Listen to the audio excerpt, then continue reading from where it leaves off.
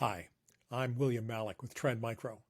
Today I'm going to talk about a possible way to alleviate the shortage of cybersecurity professionals. We're going to start by going back in time. In 1957, the Soviet Union launched Sputnik. That epochal event launched the space race, and the U.S. realized that it was a long way behind. One of the first things that Congress did was authorize a tremendous amount of funding for what we now call STEM, the science, engineering, technology, and mathematics curriculums in high schools nationally. Now, this is the mid-50s, recall. The space race really got into high gear over the next 5 years with President Kennedy's assertion that we should launch a man to the moon and bring him safely back to Earth. In 1966, the National Aeronautics and Space Administration had a total number of employees and indirect employees of 460,000 people. Where did they come from? Many of them were kids who went through that science curriculum in the late 1950s, went on to college, were excited by the space race, and decided to get into the program.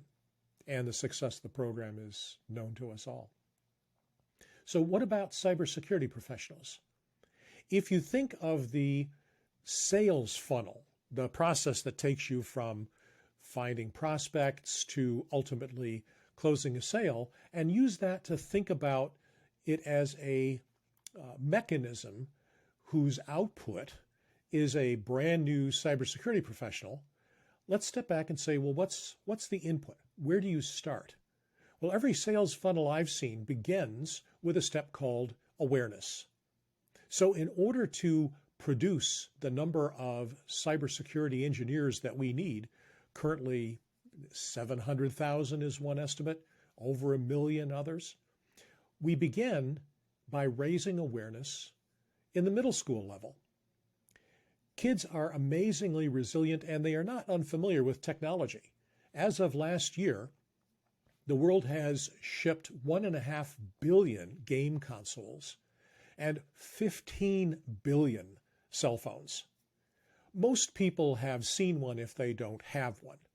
And kids understand that there are risks being associated with the wrong person, being in the wrong place, but they don't have any guidelines. They don't have a framework or a structure or even a name to talk about what it is that is wrong there. By putting together programs for basic cyber hygiene, cybersecurity awareness, aimed at 7 to 10-year-olds, we open the mouth of the funnel very wide. Very few youngsters dream about having a career in a specialty that they don't know exists or what it's for or what it does.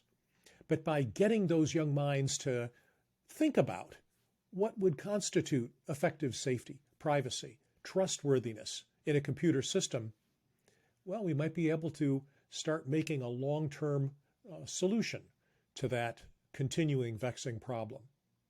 Never too late to start. Let me know what you think. My name's William Malik. I'm with Trend Micro, and I thank you for your time and attention.